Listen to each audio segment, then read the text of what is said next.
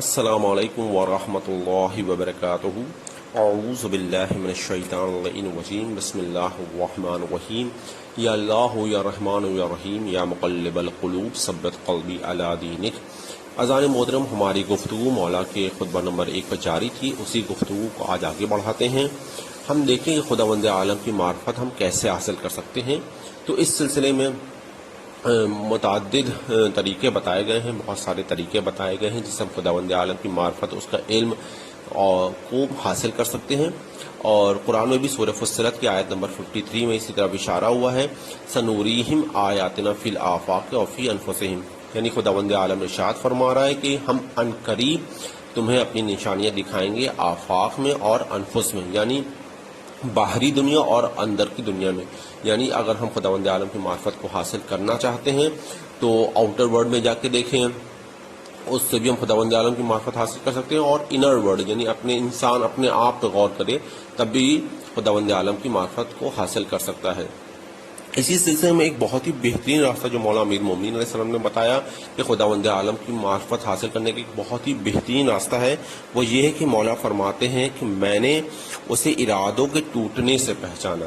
یعنی بندے ارادہ کرتے ہیں اور وہ ارادہ ٹوٹ جاتا ہے، یعنی بندہ کوئی کام کا ارادہ کرتا ہے، کوئی کام کرنا چاہتا ہے اور وہ نہیں ہو پاتا ہے، اس طریقے سے نہیں ہو پاتا جیسے بندہ چاہتا ہے، تو اس کے ذریعے بھی مولا فرماتے ہیں کہ میں نے خداوند عالم کو ارادوں کے ٹوٹنے سے پہچانا۔ مولا فرماتے کہ میں ارادہ کرتا ہوں، یعنی علی جیسا شجاع، علی جیسا دلیر، علی جس کی فضیلتوں کی، جس کی بلندیوں کی کوئی حد نہیں ہے، وہ علی ارادہ کرتا ہے لیکن وہ ارادہ مکمل نہیں ہو پاتا۔ اور ہم دیکھیں کہ نہج البلاغہ جو ہے مولا کے مرثیوں کا مجموعہ ہے، وہ مولا نے خود جو اپنے اوپر گزری ہے، جو لوگوں نے ان کی بات نہیں مانی ہے، اس کو کتنا نہج البلاغہ میں بتایا ہے۔ مولا نے یہاں تک کہا کہ تم نے مجھے اتنا گرایا، یعنی اپنے چاہنے والوں کو کہہ رہے ہیں، اہل کوفہ کو کہہ رہے ہیں جو مولا کے اس وقت ساتھی تھے، کہ تم نے مجھے اتنا گرایا کہ پہلے تم مجھے لوگ پہلے سے کمپیئر کرتے تھے، یعنی پہلی شخصیت جو گزری ہے ان سے کمپیئر کرتے تھے، اس کے بعد تم نے مجھے اتنا گرایا کہ دوسرے سے کمپیئر کرنا شروع کر دیا، اور اس کے بعد اتنا گرایا کہ تیسرے سے میرا تقابل ہونے لگا۔ اور مولا پھر یہاں تک کہتے ہیں کہ تم نے مجھے اتنا گرا دیا کہ لوگ اب مجھے امیر شام سے جا کے تقابل کرتے ہیں، اس سے میرا کمپیئر کرتے ہیں۔ تو ہم دیکھیں کہ نہج البلاغہ میں مولا نے اسی طریقے سے بہت سارے کلمات کہے ہیں کہ جو پورا مرثیہ ہے مولا کا، تو مولا فرما رہے ہیں کہ میں نے ارادوں کے ٹوٹنے سے خداوند عالم کی معرفت حاصل کی، جیسے کہ ہم کلمہ کثار میں جا کے دیکھیں کہ جو مولا کے آخری میں جو نہج البلاغہ ہے اس کے آخری حصے میں جو کلمہ کثار ہے، اس میں جو شارٹ سینگس نمبر 250 ہے، اس میں مولا ارشاد فرماتے ہیں، عرفت اللہ سبحانہ بے فصح العزائم وحل العقود و نفس الہمم، یعنی میں نے پروردگار کو ارادوں کے ٹوٹ جانے، نیتوں کے بدل جانے اور ہمتوں کے پست ہو جانے سے پہچانا ہے۔ یعنی جو ارادے ٹوٹ جاتے ہیں اس سے بھی خداوند عالم کو پہچانا جا سکتا ہے، کیونکہ اگر میں بڑا ہوتا تو میرا ارادہ نہیں ٹوٹتا۔ مولا یہیں پہ ارشاد فرما رہے ہیں کہ اگر میں بڑا ہوتا، عظیم ہوتا، تو میرا ارادہ نہیں ٹوٹتا۔ بڑا کون ہے؟ اکبر کون ہے؟ جو کہ ہم نماز میں کہتے ہیں، اذان میں کہتے ہیں اللہ اکبر، یعنی وہ ہے صرف ایسی ذات، ایک ایسی ہستی کہ اگر کوئی ارادہ کرتا ہے تو وہ ارادہ اس کا ٹوٹتا نہیں ہے۔ تو یہ ارادے کے ٹوٹنے سے بھی ہم سمجھ سکتے ہیں کہ ہم خدا نہیں ہے، خدا کوئی اور ہے جس کے ارادے ٹوٹتے نہیں ہیں۔ اس کے آگے مولا ارشاد فرماتے ہیں ما کل شیء لا مقارنۃ، یعنی ہر شے کے ساتھ ہے لیکن مل کر نہیں۔ خداوند عالم ہر شے کے ساتھ ہے، ہر ذی روح کے ساتھ ہے، ہر مخلوق کے ساتھ ہے لیکن مل کر نہیں۔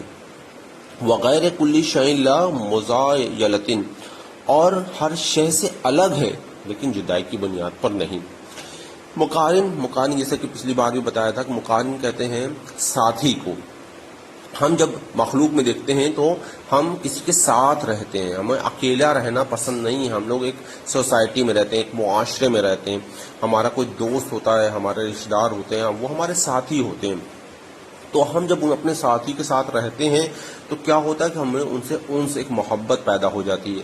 تو اگر ہمارا ساتھی جدا ہو جائے، ہمارا دوست جس کے ساتھ ہم کالج جایا کرتے تھے، ہمارا گھر کا کوئی ممبر جس کے ساتھ بیٹھ کر ہم کھانا کھایا کرتے تھے، جس کے ساتھ ہم بہت وقت اپنا بتایا کرتے تھے، اگر وہ چلا جائے، وہ دوسرے شہر چلا جائے، دوسری جگہ چلا جائے یا دنیا سے ہی چلا جائے، تو پھر ہمیں خالی پن محسوس ہوتا ہے، ایک تنہائی کا احساس ہمارے دل میں پیدا ہوتا ہے. اور یہ تنہائی کا احساس ایک نقص ہے، ایک برائی ہے. خداوند عالم اس نقص سے پاک ہے. یعنی خداوند عالم کے ساتھ ایسا نہیں کہ وہ کسی کے ساتھ ہے اور وہ چلا گیا تو خداوند عالم کو تنہائی محسوس ہو رہی. یعنی یہ نقص انسانوں کے اعتبار سے نقص نہیں کہا جا رہا، یہ خداوند عالم کے اعتبار سے نقص کہا جا رہا ہے کہ خداوند عالم کے ساتھ یہ نقص نہیں ہے. اور یہ انسانوں میں ہوتا ہے کہ جب انسان کسی کے ساتھ رہتا ہے تو اس کی صحبت کا اثر اس کے اوپر ہوتا ہے. یعنی ایک بات تو یہ ہوتا ہے کہ انسان کسی کے ساتھ ہے تو اس کی جدائی کا احساس اس کو مارے ڈالتا ہے، اور دوسری طرف ہم یہ بھی دیکھتے ہیں کہ انسان جب کسی کے ساتھ رہتا ہے یا مخلوق کسی کے ساتھ دوسری مخلوق کے ساتھ رہتی ہے تو وہ ایک صحبت کا اثر رکھتی ہے. یعنی اگر ہم اچھے دوستوں کے ساتھ ہیں جن کا اچھا اخلاق ہے، اچھی بات چیت ہے، تو وہ ہمارے روح کے پر ایک اچھا اثر رکھے گی. اسی لیے کہا گیا کہ اچھے دوست بناؤ، ایسے دوست بناؤ کہ جو تمہیں یاد خدا کی طرف متوجہ کریں، جو تمہیں خدا کی طرف متوجہ کریں. اور اگر برے دوست ہیں تو پھر وہ ہمیں برائی کی طرف لے کے جائیں گے، اور ہم چاہے اپنے آپ کو کتنا بھی روک لیں لیکن وہ ہمارے دوست ہمیں کہیں نہ کہیں برائی کی طرف لے جائیں گے. کہا جاتا ہے کہ اگر گدھے کو گھوڑے کے ساتھ باندھ دیں تو گدھے میں بھی گھوڑے جیسی کچھ حرکت پیدا ہو جائے گا، اور اس کے برخلاف اگر گھوڑے کو گدھوں کے ساتھ باندھ دیا جائے تو گھوڑے بھی گدھے جیسی آواز نکالنے لگیں گے. یعنی صحبت کا ایک اثر ہوتا ہے. تو خداوند عالم کے ساتھ نہیں، کہ ایسا نہیں کہ وہ ہر شخص کے ساتھ ہے، یعنی ہر ایک کے صحبت میں ہے تو اس کو بھی اس انسانوں کی طرح اس پر بھی خداوند عالم پہ بھی اثر ہو، ایسا نہیں. وہ نقص، اس نقص سے وہ پاک ہے. یعنی ہر شے کے ساتھ تو ہے لیکن اس طریقے سے نہیں جیسے مخلوق ایک دوسرے کے ساتھ ہوتے، کہ ان کا الگ ہو جانے پہ ان کو ایک تنہائی کا احساس ہوتا ہے، ساتھ میں رہنے سے ان کو ایک خوشی کا احساس ہوتا ہے اور ایک صحبت کا اثر ہوتا ہے. وہ اچھائیوں کو اپنے اندر پنہا کرتے ہیں، برائیوں کو اپنے اندر لے لیتے ہیں.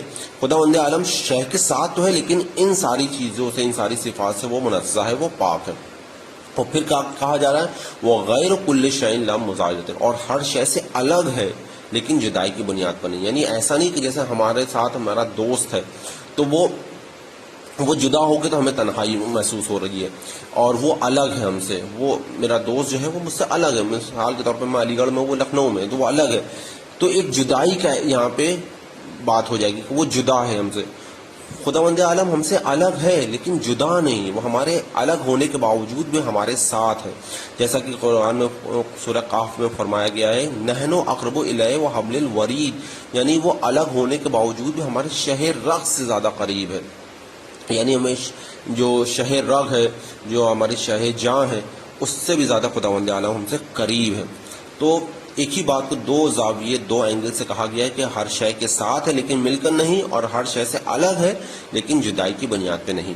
اب ایک آیت جو یہاں پہ پڑھنے کی شرف حاصل کیا، نحن اقرب الیہ وحبل الورید، یعنی خداوند عالم ہمارے ساتھ ہے، یعنی ہر انسان کی شہ رگ سے بھی زیادہ قریب ہے. اسی میں ایک بات ضمناً بتانی ہے، وہ ذہنوں میں آ سکتی ہے کہ خدا والد عالم تو قرآن مجید میں کہہ رہا ہے کہ ہم تمہاری شہر رگ سے بھی زیادہ قریب ہیں. اور جب ہم نماز پڑھتے ہیں، جب ہم وضو کرتے ہیں، جب ہم روزہ رکھتے ہیں، کوئی بھی نیک کام کرتے ہیں تو ہماری نیت کیا ہوتی ہے؟ ہماری نیت ہوتی ہے قربتاً الی اللہ، یعنی ہم یہ قربتاً الی اللہ کام کر رہے ہیں. کیا مطلب ہوتا ہے قربتاً الی اللہ کا؟ جو ہماری زبانوں پر چڑھا رہتا ہے. ہم جیسے وضو کرتے ہیں ہم کہتے ہیں وضو کرتا ہوں یا کرتی ہوں میں قربتاً الی اللہ، نماز پڑھتا ہوں یا پڑھتی ہوں میں قربتاً الی اللہ. ہر کام جو ہم کرتے ہیں قربتاً الی اللہ کے لیے کرتے ہیں. قربت کا مطلب ہوتا ہے قریبی، الی اللہ مطلب اللہ سے قریبی چاہتے ہیں. تو یہاں تو ارشاد ہو رہا کہ وہ تو رگے جاں سے بھی زیادہ قریب ہے. تو جو آلریڈی قریب ہے، جو اتنا قریب ہے، اتنا قریب کہ اگر ہمارا قریب سے قریب دوست، قریب سے قریب رشتہ دار بھی ہم سے قریب ہو جائے تو اتنا قریب نہیں ہو سکتا کہ رگے جان سے زیادہ قریب ہو جائے. تو خداوند عالم تو اتنا قریب ہے. اور پھر ہم کہتے ہیں نمازوں میں، روزوں میں، وضو میں اور دیگر اچھے کاموں میں کہ پروردگار ہم تجھ سے قربت چاہتے ہیں، ہم یہ وضو کر رہے ہیں تاکہ ہم تجھ سے قریب ہوں، یہ نماز پڑھ رہے ہیں تاکہ تجھ سے قریب. تو جو آلریڈی قریب ہے، جو پہلے ہی سے قریب ہے، تو اس سے کیسے قریب ہوا جائے؟ یہ بات سمجھ میں نہیں آ رہی ہے کہ جو ہم سے قریب ہے خدا، وہ اس سے کیسے ہم قریب ہو قربتاً اللہ، یعنی یہ جملہ کیا بے معنی ہے نعوذ باللہ کہ ہم بے معنی ایک جملہ کہتے ہیں وضو سے پہلے، نماز سے پہلے، روزے سے پہلے؟ نہیں، اس کا مطلب ہے، دیکھیے اس کو دو زاویوں جو قربت ہوتی ہے وہ دو طریقے کی ہوتی ہے قربت. ایک ہوتی ہے مادی قربت یعنی مادی قریب ہونا، اور ایک ہوتی ہے روحانی قربت یعنی روحانی قریب ہونا، فزیکلی اور اسپرچولی، یعنی روحانی طور پہ اور مادی طور پہ. جیسے مثال کے طور پہ ہم کہیں کہ میرا دوست جو ہے وہ اس وقت لکھنؤ میں ہے، ٹھیک ہے، مادی طور پر دیکھا جائے تو وہ ہم سے دور ہے. اور اسی طریقے سے ہم کہیں کہ مثال کے طور پر میرا دوست میرے سامنے بیٹھا ہو تو وہ مجھ سے قریب ہے. یہ ہوتا ہے مادی قریب ہونا. اور ایک ہوتا ہے روحانی قریب ہونا کہ ہم جو ہے کسی کی خوبی کو اپنے اندر پیدا کریں، یہ ہوتا ہے روحانی قریب ہونا. تو مادی قریب ہونا جیسے ہم دیکھتے ہیں کربلا میں کہ مولا حسین علیہ السلام کے جسم اطہر کے اوپر جو ہے نعوذ باللہ من ذالک شمر بیٹھا ہوا ہے، اللہ اس پہ لعنت کرے. تو اب یہ قریب ہے مولا سے، لیکن اس کو یہ مولا کی قربت کوئی فائدہ نہیں دے گی، یہ قریب ہونے کوئی فائدہ نہیں دے گی. اسی طریقے سے ہم نے دیکھا کہ جناب اویس قرنی جب اپنی ماں سے اجازت لے کر مدینے آئے، اور مدینے میں جب رسول اللہ کو نہیں پایا تو بنا ملاقات کیے ہوئے مدینے سے یمن کی طرف واپس پلٹ گئے. تو جب رسول اللہ آئے تو کہا کہ مجھے یمن سے جنت کی خوشبو محسوس ہو رہی ہے. یعنی اویس قرنی رسول اللہ سے دور ہیں لیکن کیا ہے، روحانی قریب ہے. تو روحانی مطلب یہاں پہ جو کہا جا رہا ہے کہ خداوند عالم سے قربت اختیار کرنی ہے، خداوند عالم سے قریب ہونا ہے، تو فزیکلی قریب نہیں ہونا. ہم سبھی جانتے ہیں خداوند عالم فزیکل کوئی مادے والی چیز نہیں ہے کہ خداوند عالم کے ہاتھ ہوں، پیر ہو، جسم ہو، آنکھ، کان. خدا ان ساری چیزوں سے، سارے اعضاء سے جو ہے منزہ ہے، پاک ہے. تو اب یہاں پہ جو قریب ہونے کی بات کہی جا رہی ہے وہ روحانی قریب ہونے کی بات کی جا رہی ہے، یعنی اس سے روحانی طور پہ ہم کو خداوند عالم سے قریب ہونا ہے. کیسے قریب ہو سکتے ہیں روحانی طور پہ؟ ہم نماز تو پڑھ رہے ہیں، روزہ تو رکھ رہے ہیں، حج تو کر رہے ہیں، لیکن قربت کیسے حاصل کر سکتے ہیں؟ تو یہ جتنے بھی نماز، روزہ، حج، زکوٰۃ ہیں، وہ ساری چیزیں جو ہیں وہ ایک ذریعہ ہیں، ایک وسیلہ ہیں جس کے ذریعے سے ہم خداوند عالم کے قریب ہو سکتے ہیں. کرنا کیا ہے؟ وہ یہ کہ ہم کو خداوند عالم کی صفات کو اپنے اندر جلوہ گر کرنا ہے، یعنی خدائی صفات کو اپنے اندر پیدا کرنا ہے. مثال کے طور پہ جیسے ہم کہتے ہیں بسم اللہ الرحمن الرحیم، تو اس میں رحمان بھی آ رہا ہے اور رحیم بھی آ رہا ہے. اسی طریقے سے سورہ الحم میں ہم جب دوسری آیت پڑھتے ہیں، پہلی آیت کے بعد الحمدللہ رب العالمین الرحمن الرحیم، یعنی سورہ الحم میں 2 مرتبہ ہم دیکھیں بسم اللہ بھی سورہ الحم کا جز ہے، تو سورہ الحم میں 2 مرتبہ رحمان اور 2 بار رحیم کا تذکرہ ہو، یعنی صفت رحیم کو خداوند عالم نے بہت ہائی لائٹ کیا ہے. کیا مطلب ہوتا ہے رحیم کا؟ رحیم کو مطلب ہم دیکھتے ہیں کہ خطاؤں کو معاف کرنے والا، یعنی پروردگار کہہ رہا ہے کہ ہم بندوں کے خطاؤں کو معاف کرتے ہیں. بندے اگر گناہ کرتے ہیں، اگر وہ توبہ کریں، وہ پلٹ آئیں میری بارگاہ میں، تو میں بخشنے والا ہوں، معاف کرنے والا ہوں. تو یہ صفت اپنے اندر ہمیں پیدا کرنی ہے. ہمیں یہ غور و فکر کرنا ہے کیا ہم خطاؤں کو معاف کرتے ہیں؟ یعنی ایک بار ہم وضو کرنے سے پہلے قربت اللہ کہہ رہے ہیں، ہم نماز پڑھنے سے پہلے کہہ رہے ہیں، سب کچھ کہہ رہے ہیں، لیکن صرف کہہ رہے ہیں، یعنی اس کو اپنے اندر فیل نہیں کر رہے، اس کو اپنے اندر پیدا نہیں کر رہے، صرف ایک جملہ ہے جو صرف زبان پہ ادا ہوتا جا رہا ہے. تو یہاں پہ غور کریں، ریفلیکٹ کریں، تھوڑا سوچیں کیا ہم خطاؤں کو معاف کرتے ہیں؟ جناب حور علیہ السلام کا جو واقعہ ہے کہ جناب حور علیہ السلام جب آئے امام حسین علیہ السلام کے پاس اور امام حسین علیہ السلام کی خطاؤں کو معاف کرتے ہیں، ہم کتنا سنتے ہیں اور جناب حور پہ رو بھی لیتے ہیں امام حسین علیہ السلام کی اس عظیم کام پہ، اور ہم تعریف بھی کرتے ہیں اور کہتے ہیں ہمارے مولا ایسے تھے. لیکن کیا ہم ایسے ہیں؟ دیکھیے کربلا کو یاد کرنا آسان ہے، لیکن کربلائی صفات کو اپنے اندر پیدا کریں. ہم کیا کرتے ہیں؟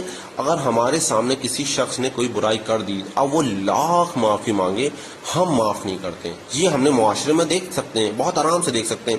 مثال کے طور پہ ایک خاتون ہے جو پردہ نہیں کرتی تھی کسی زمانے میں، 5 سال پہلے، 10 سال پہلے پردہ نہیں کرتی تھی. اب ماشاءاللہ وہ پردہ کرنے لگی ہیں، اب ماشاءاللہ وہ نماز تہجد پڑھنے لگی ہیں، بہت اچھے کام کرنے لگی ہیں. اگر اب وہ ہم سے کوئی اچھی بات کہیں تو ہم کہیں ارے یہ تو کبھی زمانہ ایسا تھا، یہ پردہ نہیں کرتی تھی، یعنی ہم نے ان کی اس برائی کو معاف نہیں کیا ہے. اور وہ بندی نے توبہ بھی کر لی ہے اور وہ پردہ بھی کرنے لگی ہیں، ہر اچھی صفات اپنے اندر پیدا کر لی، لیکن ماضی میں اگر انہیں کوئی غلط کام کیا تھا تو ہم اس کو معاف نہیں کرتے. یہ معاشرے میں ہم بہت آسانی سے دیکھ سکتے ہیں.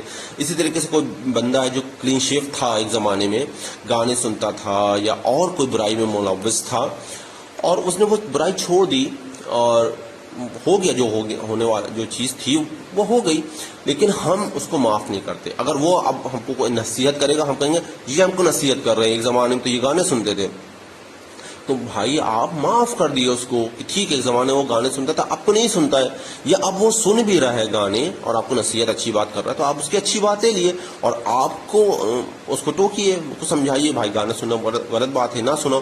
یعنی ہم معاف نہیں کرتے. خداوند عالم کی صفت رحیم اس لیے دیکھیں سورہ الحمد میں 2 مرتبہ صفت رحیم اور 2 مرتبہ صفت رحمان کا تذکرہ ہوا، یعنی اپنے اندر رحم پیدا کرو. اسی طرح سے ہم دیکھیں کہ خداوند عالم ستار العیوب ہے، عیوبوں کو چھپانے والا، لوگوں کی برائیوں کو چھپانے والا ہے. اگر ہم ایسے ہیں، اپنے آپ کو سوچیں کہ اگر ہم کو کسی کی برائی پتہ چل جائے تو ہم کیا اس کی برائی کو معاف کرتے ہیں؟ ہم تو اس کو اور نشر کر دیتے ہیں، ہم تو اور اس کو پھیلاتے ہیں. تو یہاں پہ ان صفات کو اپنے اندر پیدا کریں. اسی طرح خداوند عالم سخی ہے، یعنی سخاوت کرتا ہے، لوگوں میں بانٹتا ہے. ہم بانٹ رہے ہیں. ہم تو جتنی بھی خدائی صفات ہے اس کو اپنے اندر پیدا کریں، تو ہماری نماز، ہمارا روزہ، ہمارا وضو ہمیں خدا سے قریب کرے گا. ورنہ تو ایک جملہ ہے جو زبان سے ہم کہتے جا رہے ہیں اور سالوں سے ہم نماز پڑھ رہے ہیں. جس اسٹیج پہ آج بلوغت کی اسٹیج پہ تھے، اسی کے 15 سال 10 سال 5 سال کے بعد بھی آج ہم اپنے آپ کو اسی اسٹیج پہ پاتے ہیں. ہماری نمازیں ہم کو کہیں بھی آگے نہیں بڑھا رہی. کیوں؟ کیونکہ ہم نے اس جملے کو، جو جملہ ہے قربۃ اللہ، اس کا حقیقی معنی کو نہیں سمجھا. معنی کیا ہے کہ خدائی صفات کو اپنے اندر پیدا کریں. ورنہ تو خداوند عالم خود فرما رہا ہے وَنَحْنُ أَقْرَبُ حَبْلِ الْوَرِيدِ، وہ ہماری رگ جہاں سے قریب ہے، ہمیں اس سے اور قریب نہیں ہونا ہے، ہمیں اس سے روحانی طور پر قریب ہونا ہے. اس کے آگے مولا کیا ارشاد فرما رہے ہیں وغیرہ کل شیء لا مزالۃ، یعنی وہ ہر شے سے الگ ہے لیکن جدائی کی بنیاد پر نہیں. اور یہاں پہ خداوند عالم یہ بھی ارشاد فرما رہا ہے کہ وہ ہر راز کو جاننے والا ہے. سورہ طٰہٰ میں کہا گیا ہے فَإِنَّهُ يَعْلَمُ السِّرَّ وَأَخْفَى، یعنی راز کو بھی جانتا ہے اور ان رازوں کو بھی جانتا ہے جو راز سے بھی زیادہ پوشیدہ چیزیں ہیں. یعنی اس کو غور کریے، ایک ہوتا ہے انسان کا راز ہے، تو اللہ ان رازوں کو جانتا ہے، لیکن راز سے بھی زیادہ کوئی پوشیدہ چیزیں ہوں انسان کی، پروردگار ان کو بھی جانتا ہے.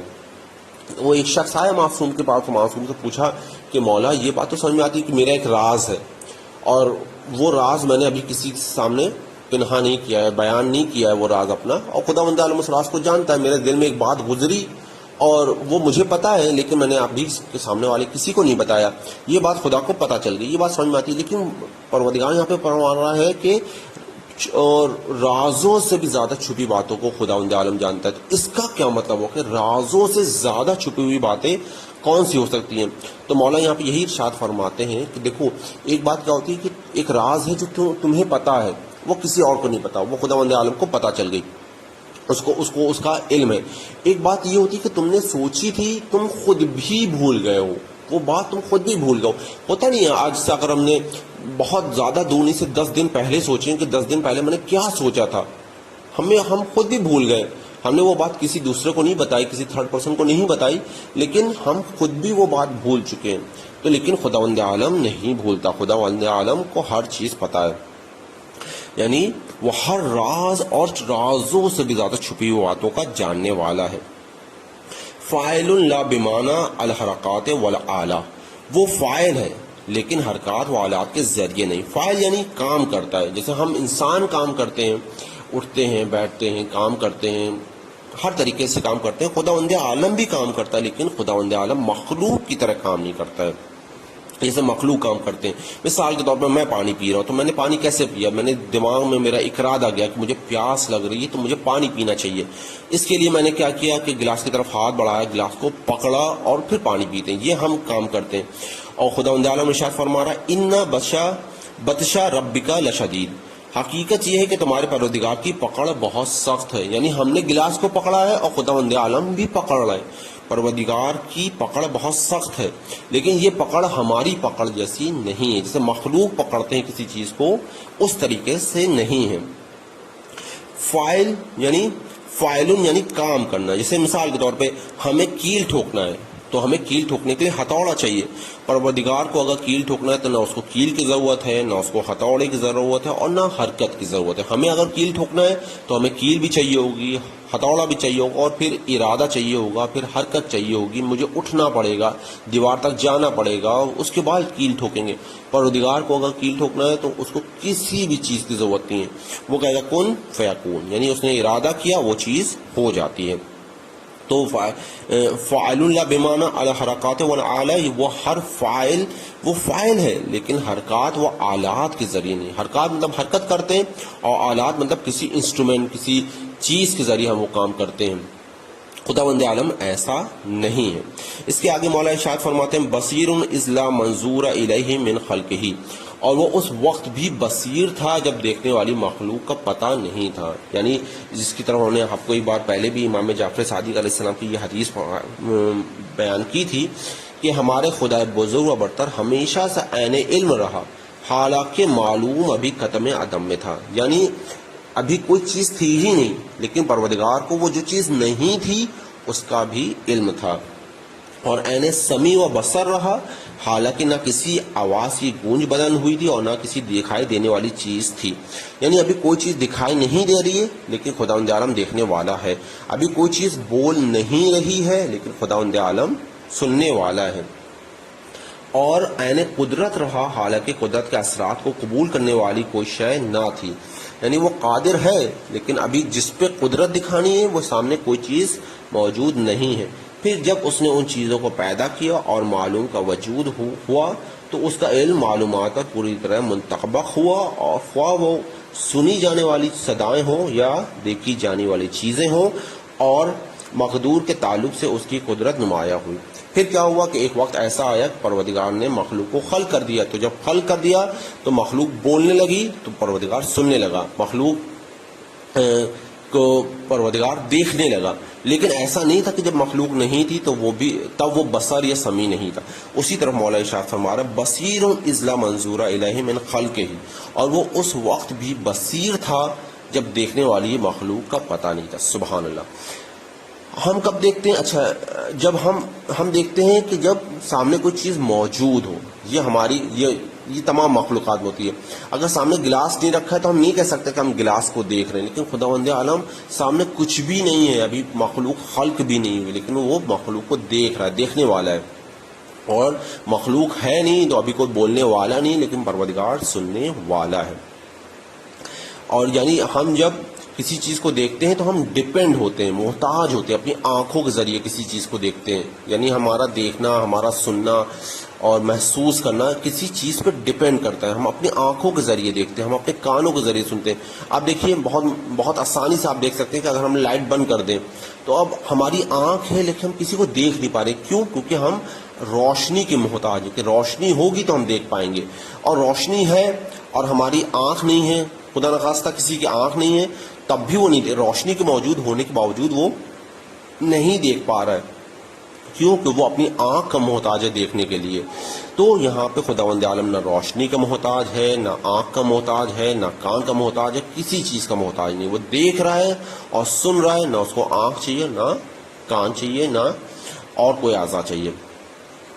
اور اس کے آگے مولا ارشاد فرماتے متوحد اذ لا سکن یستانس بہ ولا یستحوش لفقدہ، وہ اپنی ذات میں بالکل اکیلا ہے اور اس کا کوئی ایسا ساتھی نہیں ہے جس کو پا کر انس محسوس کرے اور کھو کر پریشان ہو جانے کا احساس ہو.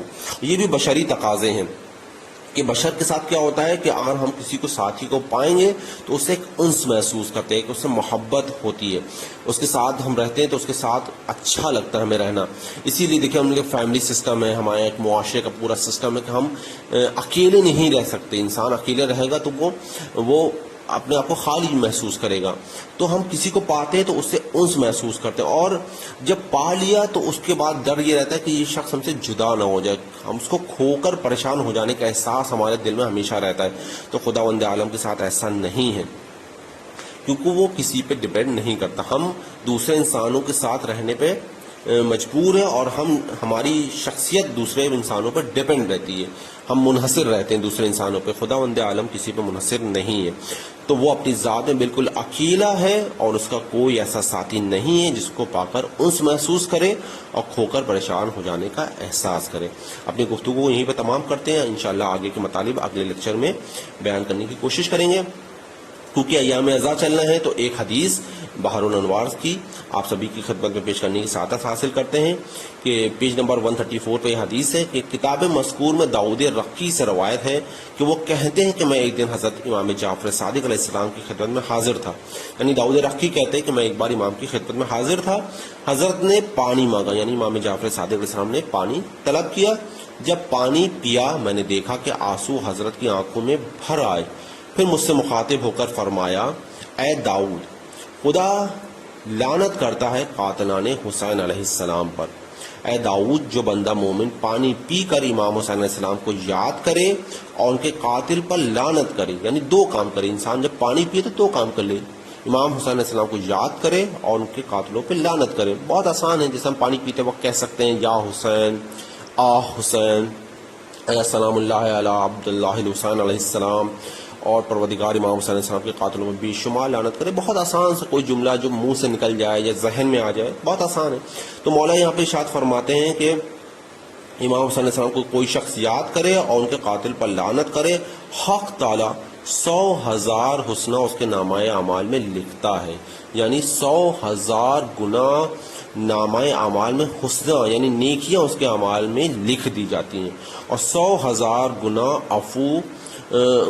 عفو فرماتا ہے، اور 100,000 گناہ اس کے معاف کر دیے جاتے ہیں، اور 100,000 درجے بہشت میں اس کے لیے بلند کرتا ہے۔ ہم سبھی جانتے ہیں بہشت میں درجات ہیں، رینکس ہیں، تو 100,000 درجے بہشت میں اس کے لیے بلند کر دیے جاتے ہیں، اور ثواب 100,000 بندوں کا جو رائے خدا میں آزاد کیے ہوں عطا کرتا ہے۔ یعنی رائے خدا میں اگر ہم دیکھیں کہ 100,000 یعنی 1,00,000 بندے آزاد کرنے کا ثواب اس کو ملتا ہے، اس کو قیامت میں بادل خنق اور فرحناک مشہور کرے گا۔ یعنی امام فرماتے ہیں کہ اگر کوئی شخص پانی پیتے وقت امام حسین علیہ السلام کے پیاس کو یاد کرے اور ان کے قاتلوں پہ لعنت کرے تو 1,00,000 نیکیاں اس کے نامہ اعمال میں لکھی جاتی ہیں، 1,00,000 برائیاں اس کے نامہ اعمال سے مٹا دی جاتی ہیں، 1,00,000 درجات بہشت میں اس کے لیے بلند کر دیے جاتے ہیں، اور 1,00,000 غلام آزاد کرانے کا ثواب اس کو ملتا ہے۔ تو یہ بات اپنے بچوں کو بھی بتائیں کہ بچے جب پانی پئیں تو اس بات کو یاد رکھیں کہ مولا امام صلی اللہ علیہ وسلم کی پیاس کو یاد کریں اور ان کے دشمنوں پہ لعنت کریں،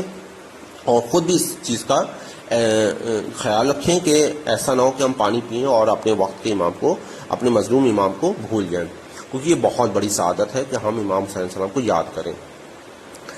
اور اسی طریقے سے اپنے یہ حدیث جو ہے یہ ثواب جاریہ کے طور پہ آپ اپنے اور دوستوں کو بتائیں، تاکہ دیکھیے کتنا پروردگار نے کتنا آسانی کر دی ہے، نیکیاں پھیلی ہوئی بکھری ہوئی ہیں، ہمیں بس سمیٹنا ہے، اتنی ہم نیکیاں ہیں، اتنی اچھے کام کر سکتے ہیں ہم لوگ، بس تھوڑا سا متوجہ ہونے کی ضرورت ہے۔ تو اس حدیث کو آپ اپنے اور آگے لوگوں تک بتائیں اور لوگوں تک پہنچائیں کہ دیکھیے کتنا ثواب ہے کہ اگر ہم پانی پیتے وقت امام حسین کو یاد کریں، ان کے دشمنوں کو لعنت کریں تو بے پناہ اس کا ثواب ہے۔ خداوند عالم سے دعا کرتے ہیں کہ پروردگار ہمیں مقصد حسین کو سمجھنے کی توفیق عطا فرما اور اس پر زیادہ سے زیادہ عمل کرنے کی توفیق عطا فرما۔ پروردگار ہمیں نہج البلاغہ کو بھی زیادہ سے زیادہ سمجھنے اور اس پہ عمل کرنے کی توفیق عطا فرما۔ پروردگار ہمیں نماز شب کا، زیارت عاشورہ کا، زیارت وارثہ کا پابند بنا دے، یعنی کوئی زندگی میں کوئی ایسا دن نہ ہو جس میں زیارت عاشورہ نہ پڑھی ہو، نماز شب نہ پڑھی ہو۔ اور پروردگار سب سے قیمتی دعا یہی کہ مولا اور آقا حضرت حجت بقیت اللہ کا ظہور فرمائے اور ہمیں ان کا انصار میں شمار فرمائے۔ والسلام ورحمۃ اللہ وبرکاتہ۔